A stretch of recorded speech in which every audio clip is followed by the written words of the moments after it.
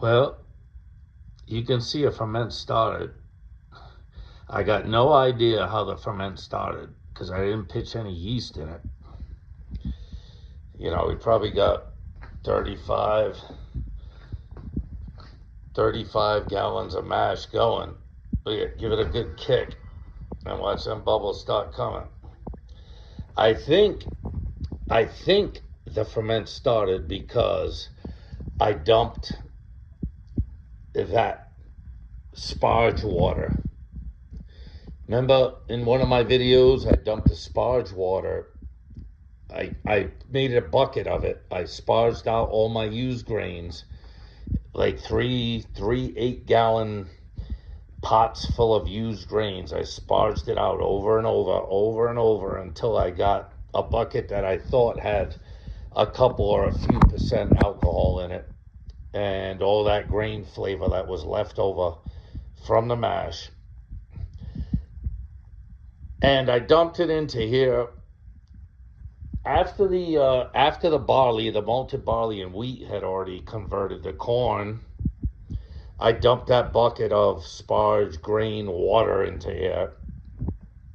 And I thought, since it was about 125 degrees when I dumped it in there, I thought it would kill the yeast, because I dumped that 5-gallon bucket of sparge water into here after the grains had converted the corn starch into sugars. But it was still about 125, 124 degrees.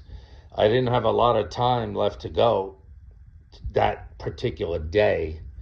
So I just dumped it in. I said, fuck it. You know what I mean? I'll come back tomorrow. I'll see what's going on. It had kicked off the next day. And I would have sworn that 124, 125 degree water would have killed any yeast from the previous batch, right? The previous mash. I would have thought it would have killed the yeast dead. You know what I mean? But apparently it did not. And it's not a roiling ferment, but if I give it a kick, look at it. I'm going to give it a stir with the paddle in a little bit. But now all that CO2 is coming out of that grain bed on the bottom. So I don't really know what this means or what I'm trying to say with this video, but you'd be surprised at what yeast will live through. I've had plenty of mashes that have kicked off with no yeast being pitched. They just start fermenting naturally, usually during the summertime when the yeast is in the pollen in the air. It's floating through the air and the yeast lands inside the bucket or something, because it only takes 1 grain of yeast to create 1,000,000 grains of yeast.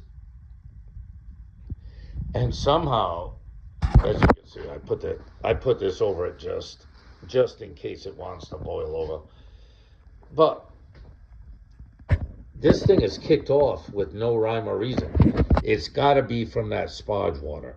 There had to be some leftover yeast from my previous mash, which doesn't bother me because I want that rum yeast to keep kicking.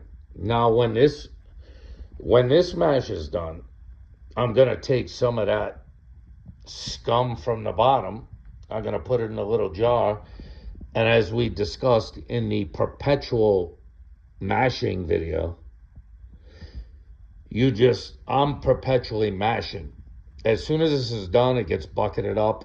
I run it off in the still. I start my next mash. So what I'll do is I'll take the sparge water from this mash. After it's done, get the liquid out, sparge out all the grains that are at the bottom of this bucket. The grains have got to be filled up to that far, at least. You know what I mean? A quarter of this bucket is just grains settled at the bottom. I'll sparge them out into a 5-gallon bucket. Any 5-gallon bucket will do. And then apparently It doesn't have to be below 124 or 125 for that yeast to survive, because it's still going. Look at, give it a kick. Watch how much of that CO2 wants to come up. Look at, that's all CO2. That's not just like random bubbles for no reason. That's all that yeast working that grain bed down at the bottom and releasing its CO2. Now I'm going to take the paddle and stir this in a minute because we're only about 48 hours deep.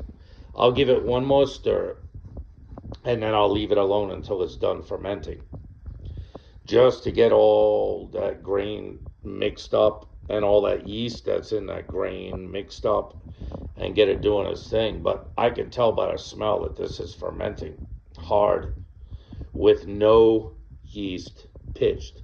Zero yeast pitched. Just the sparge water from the previous mash had enough yeast left in it. Now, this makes me wonder. I'm no yeast expert. I am not a yeast expert. But if you do this often enough, do you start creating your own strain of yeast? I don't know. I really don't. But